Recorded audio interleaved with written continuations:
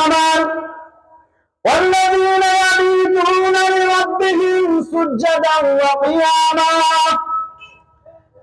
এই আয়াতের তাফসীরের মধ্যে এসেছে রহমানের বান্দার পরিচয় দিতে যায় আমার আল্লাহ পাক রব্বুল আলামিন একটা পরিচয় ব্যক্ত করেছেন। রহমানের গোলাম হলো তারা যারা রাত্রি বেলা সমস্ত মানুষ যখন ঘুমায় পড়ে, স্ত্রী ঘুমায় পড়েছে, একসঙ্গে শুইছে, স্ত্রীর শরীরের উপরে কাপড় অথবা কাঁথা কম্বল গুলোকে জড়া দিয়া নিজের কাছ থেকে সরায়া যখন আমার বান্দা রাত্রিবেলায় ঠান্ডা পানি দিয়া ওযু বানায়া যায় নামাজের মধ্যে দাঁড়ায়া যায় আর ডাক দেয়া বলে আলহামদুলিল্লাহি রাব্বিল আলামিন। কিমিয়ায়ে সাআদাত সৌভাগ্যের পরশমণি ইমাম গাজ্জালী রাহমাতুল্লাহি আলাইহি বলেন, এ ইমাম তুমি তো গভীর রজনীতে আল্লাহর সামনে দাঁড়ায়া বলতেছো আলহামদুলিল্লাহি রাব্বিল আলামিন। তুমি তো জানো না তোমার প্রতিটা ডাকের জবাব আমার আল্লাহ রাব্বুল আলামিন দিয়ে দিতেছে। সুবহানাল্লাহ। আল্লাহ পাক রব্বুল আলামিন বলেন, লিমান আলহামদুলিল্লাহ, ও বান্দা তার প্রশংসা করো। তো আমি আর আপনি বলতেছি আর রহমানির রহিম, তিনি তো পরম করুণাময়, দয়ালু, মেহেরবান। বলে সে মেহেরবানটা কে, তার পরিচয় কি আরেকটু বলো। তখন আমি আর আপনি বলতেছি মালিক ইয়াউমিদ্দিন, তিনি তো কিয়ামত দিবসের মালিক। আমি অনেক গুনাহ করেছি, এই গুনাহের খবরগুলো আমার সেই মালিকের কাছে আছে। সুবহানাল্লাহ। বান্দা গুলো এই কথা বলে আর চোখের পানি ছেড়ে ছেড়ে কাঁদে। ইমাম গাজ্জালী রাহমাতুল্লাহি আলাইহি বলেন, এই বান্দা যখন আল্লাহর সঙ্গে কথা বলতে থাকে, সিজদায় পড়ে নিজের গুনাহের কথা স্মরণ করে আল্লাহর কাছে কাকুতি মিনতি করতে থাকে আর বলে সুবহানা রাব্বিয়াল আ'লা, সুবহানা রাব্বিয়াল আ'লা। এভাবে যখন আল্লাহর বরত্ব আর পবিত্রতা ঘোষণা করতে থাকে, আল্লাহ পাক রব্বুল আলামিন মাথার মধ্যে হাত বোলায় দেন, কুদরতি হাত, এবং পিঠের মধ্যে সেই সংস্পর্শ যখন এভাবে সংঘর্ষ খায়, তখন আল্লাহর পেয়ারা বান্দা যারা সত্যিকারে আল্লাহকে বাসতে পেরেছে, আল্লাহর মাহবুব বান্দা, আল্লাহর মাহবুবিয়া যারা অর্জন করেছে, তারা তখন তাদের হৃদয়ের মধ্যে শান্তি পায়, বুঝতে পারে আল্লাহর রহমতের হাত তার পিঠের মধ্যে ধরেছে।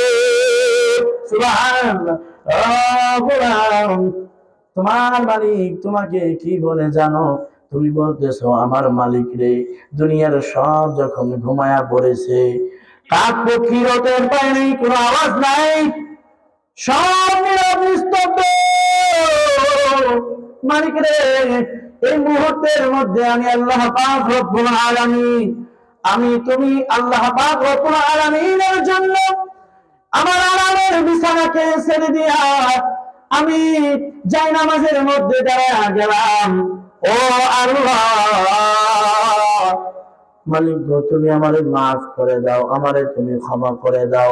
আমার আল্লাহ পাক রব্বুল আলামিন বলেন, বান্দা কান্দিস না, আমার মহাব্বতে আমাকে ভয় করে তুমি বিছানা ছেড়ে দিয়েছো।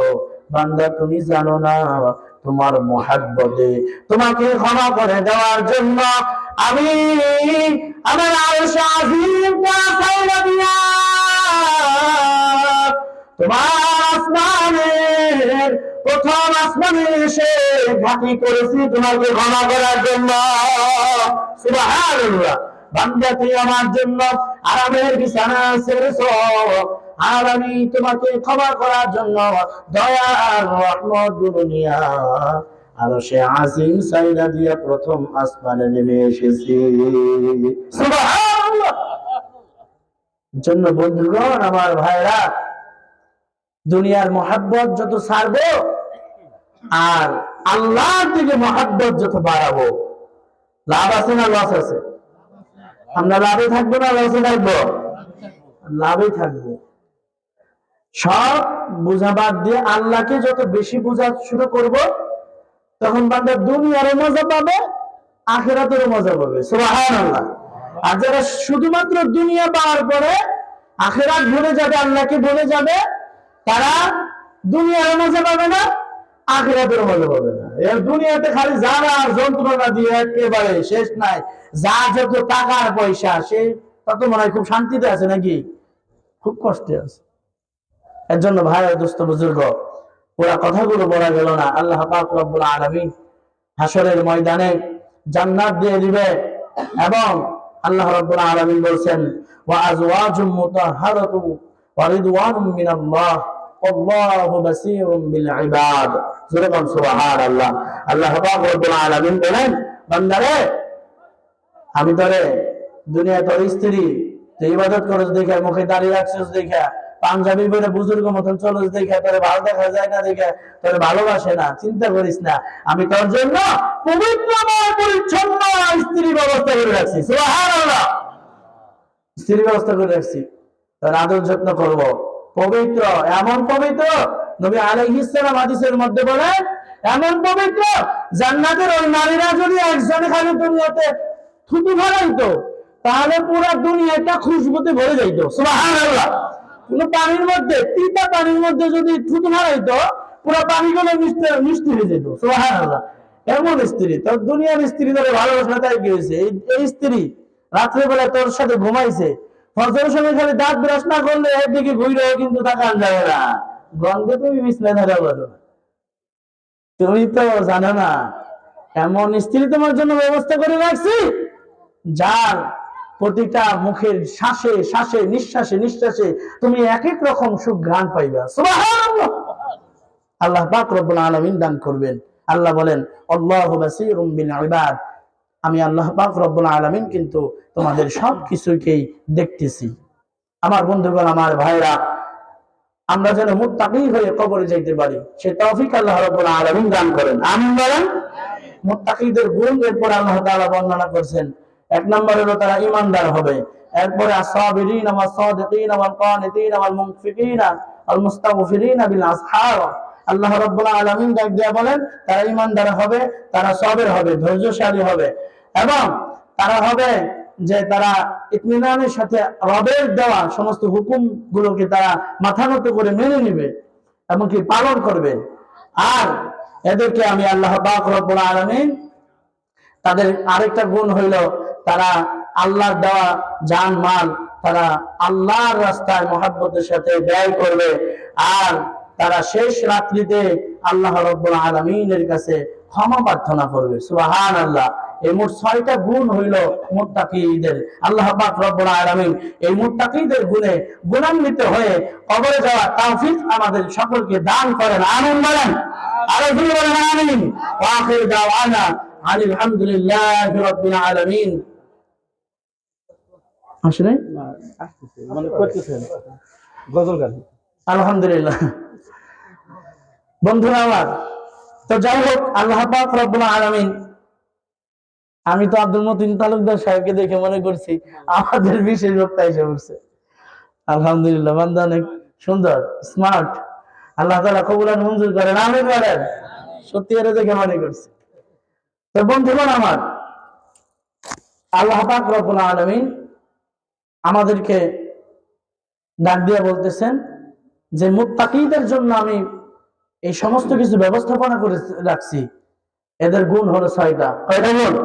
6টা গুণ। এক নম্বর, আল্লাযীনা ইয়াকুলুনা রাব্বানা ইন্নানা আমান্না ফাগফির লানা যুনুবানা ওয়া কিনা আযাবান নার। আল্লাহ পাক রব্বুল আলামিন ডাক দিয়া বলেন, 6 নম্বর গুণের 1 নম্বর গুণ হইল তারা রবের কাছে বলে, আয় আল্লাহ তাআলা, আমার রব, আমার প্রতিপালক, ইন্নানা আমান্না, আমি ঈমান আনছি কিন্তু আমি ঈমানদার, ফাগফির লানা যুনুবানা, আল্লাহ তুমি আমারে কিন্তু পাকড়াও করো না, আমারে তুমি মাফ করে দাও। ওয়াকিনা আযাবান নার, আল্লাহ জাহান্নামের আগুন সহ্য করতে পারবো না মালিক, তুমি আমাকে ক্ষমা করে দাও। সুবহানাল্লাহ। আল্লাহর কাছে বলে তুমি রহমান, তুমি মেহেরবান, তুমি রহমান, তুমি মেহেরবান। অন্ধ গাহে না শুধু তোমারি গুণগান, অন্ধ গাহে না শুধু তোমারি গুণগান। বুঝে বুঝে না তবু শান, তুমি রহমান, তুমি মেহেরবান। বলেন তুমি রহমান, তুমি মেহেরবান। জনম জনম যদি গাহি তোমার মহিমা গাওয়া শেষ হবে নাহি। জনম জনম যদি গাহি তোমার মহিমা গাওয়া শেষ হবে নাহি। ভরে ভরে না যেন, ভরে ভরে না যেন সাহারার গান। তুমি রহমান, তুমি মেহেরবান, তুমি রহমান, তুমি মেহেরবান। অন্ধ গাহে না শুধু তোমারি গুণগান, অন্ধ গাহে না শুধু তোমারি গুণগান। বোঝে বোঝে না তবু শান, তুমি রহমান, তুমি মেহেরবান। কখনো তোমারে যদি ভুলি হেদায়েতের আলো জেনে নিয় কাছে তুলি। কখনো তোমারে যদি ভুলি হেদায়েতের আলো জেনে নিয় কাছে তুলি।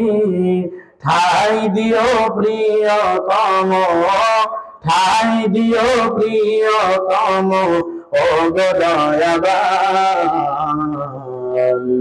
তুমি রহমান, তুমি মেহেরবান, তুমি রহমান, তুমি মেহেরবান। মারহাবা বলেন। বন্ধুরা আমার, ভাইরা, এই হলো বান্দাদের গুণ।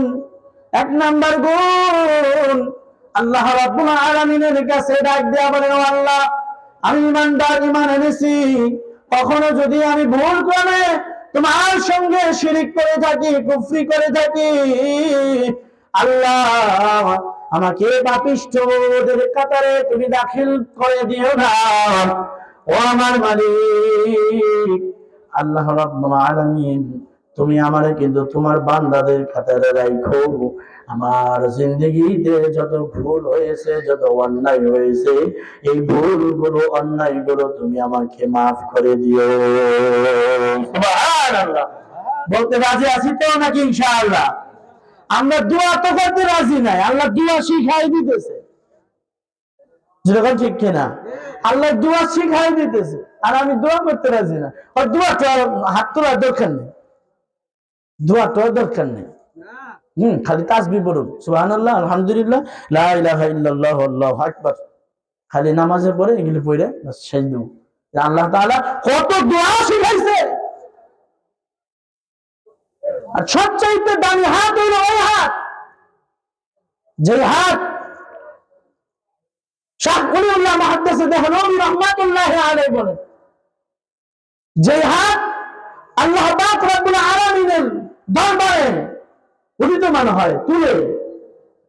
আরেকটা হাত, যে হাত পকেট থেকে এভাবে টাকা নিয়ে বান্দাদেরকে দান করে থাকে। সুবহানাল্লাহ।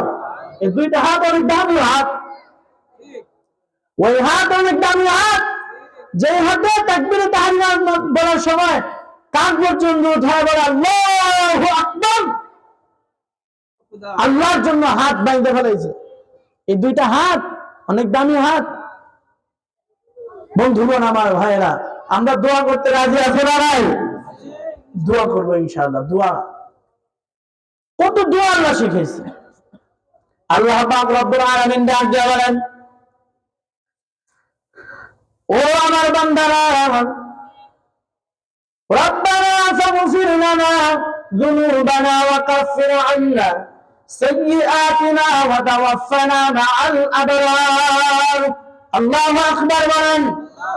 আল্লাহ পাক রব্বুল আলামিন ডাক দিয়ে বলেন, ও আমার মালিক, বান্দারে তুই রব্বানা, ও আমার প্রতিপালক, ফাগফির লানা যুনুবানা ওয়া কাফির আন্না সাইয়্যাতিনা, আল্লাহ আমার যত অন্যায় হয়ে গেছে, যত সাইয়্যাত হয়ে গেছে, যত খারাপই কাজ হয়ে গেল, আল্লাহ তাআলা তুমি আমারে মাফ করে দাও, আমার ভুল ত্রুটিগুলো তুমি ধইরো না। আল্লাহ আমাকে তুমি ধইরো না, আমাকে তুমি মাফ করে দাও। ওয়া তাওয়াফানা মাআল আবরার। আল্লাহ গই দেখেন, আল্লাহ তাআলা কি শিখাইতেছে? অলিত্ব স্বীকার করো না, আল্লাহর ওলিদেরকে মানো না। আল্লাহ রাব্বুল আলামিন উসিলা দিতে বলতেছেন, এখানে উসিলার কথা আনছেন। ওয়া তাওয়াফানা মাআল আবরার, আমার তো নেক আমল নাই, আমি তো আবরার হতে পারি নাই। মালিক রে, ইবাদত আমলে সলিহ করে যারা তোমার আবরার বান্দা হয়ে গেছে, ও আল্লাহ, ওই আবরার বান্দাদের সঙ্গে আমি গুনাহগারকে কবুল করে নাও। সুবহানাল্লাহ। ও আল্লাহ, ওই আবরারের মতো তুমি আমায় বানায় দাও, আমারে সাহাবী আবু বকরের মতো বানায় দাও, আমাকে সাহাবী হযরত উসমানের মতো বানায় দাও, ওমরের মতো বানায় দাও, হামজার মতো বানায় দাও, আমাকে ওয়াইসুল কারনির মতো প্রেমিক আশিক বানায় দাও, আব্দুল কাদের জিলানীর মতো তুমি আমাকে ওলি বানায় দাও। আল্লাহ, এদের সঙ্গে তুমি আমার কবুল করে নাও। সুবহানাল্লাহ। এটা আল্লাহ শিখাইতেছে। আল্লাহর কাছে বলো, আল্লাহ আমি ওই রকম মডেল গুলো যে দিছো, ওই মডেল গুলোর মতো হইতে চাই, তুমি আমার বানায় দাও। বন্ধুরা আমার, আল্লাহর কাছে দোয়া করতে রাজি আছে না নাই? ইমানদারদের গুণ হলো এভাবে দোয়া করে, তারা এভাবে দোয়া করে আল্লাহর কাছে, আর নিজে বলে আমি একজন ইমানদার, আল্লাহ তুমি আমাকে মাফ করে দাও। তারপর আল্লাহ রাব্বুল আলামিন 2 নাম্বার গুণ বলেন আস-সাবিরিন। আমার মুত্তাকি বান্দা যারা হবে, এরা ধৈর্যশীল হবে, সবেরকার হবে। দুনিয়ার জমিনে চলতে ফিরতে বাড়া মুসিবত গুলো যখন তাদেরকে পেয়ে বসবে, তারা অধৈর্য হয়ে আল্লাহকে গালি দিবে না, তারা ধৈর্যতার পরিচয় দিয়া মহান আল্লাহ পাক রব্বুল আলামিনকে মেনে নেবে। আল্লাহ রব্বুল আলামিনের দেওয়া সমস্ত মুসিবত গুলোকে রহমত মনে করে মেনে নেবে। সুবহানাল্লাহ। ধৈর্যশীল হবে। নামাজে যখন যাইবে, মাজায় ব্যথা, কথা শুনতেছেন না? ওই সামনে কথা বলে কি?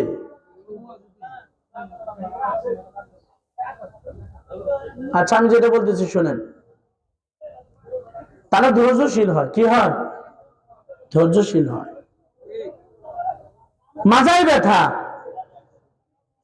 বা পায়ে ব্যথা, অনেকক্ষণ দাঁড়ায় থাকতে পারে না, নামাজের মধ্যে দাঁড়ায় গেছে, ইমাম সাহেব তো লম্বা কেরাত দিছে, হাই সালাম ফিরে সাইরে এই কথা কয় না,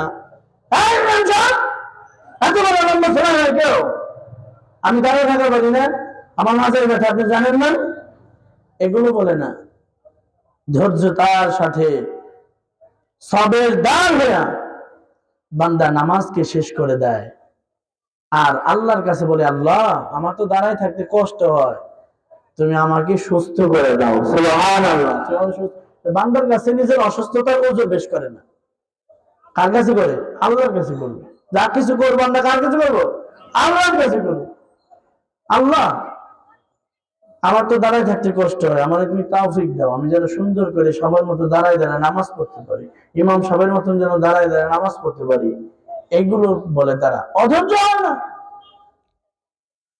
আমাদের মধ্যে এখন বেশিরভাগ ধৈর্যশালীতা আছে নাকি অধৈর্যতা আমাদের মধ্যে বেশি? জোরে বলেন তো কি? অধৈর্যতা।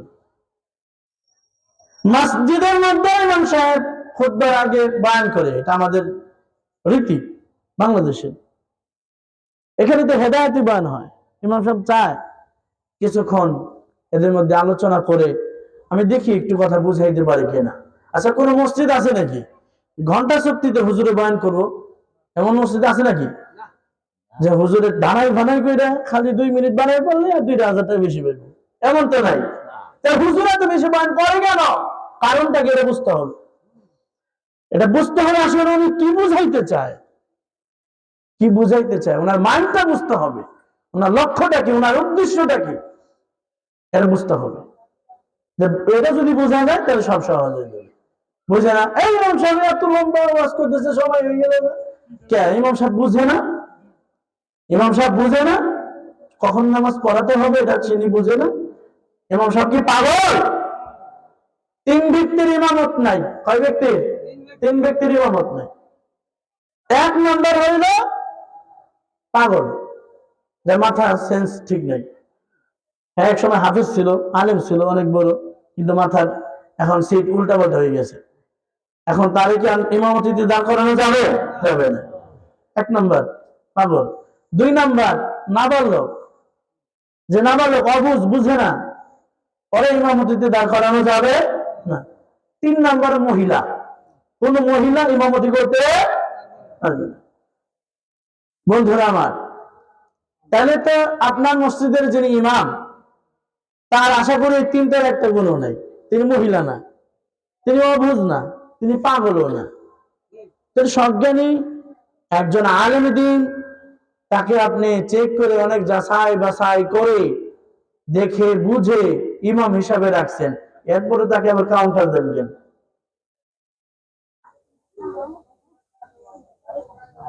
শুধু মসজিদে জুমার সময় না, জানাজার মাঠে দেখছো অনেক সময়, জানাজার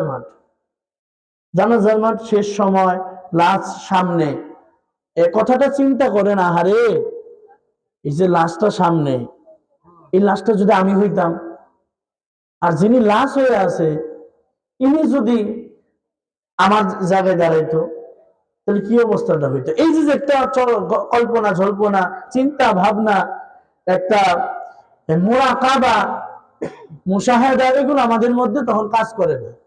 আমরা কাজ করি কখন জানাজা শেষ হবে আর ওই মুহূর্তে দৌড় দিয়া ওই কাজটা করবে যাও। কিছু সময়ের জন্য ওই কাজটার কথা আমরা বলতে পারলাম না।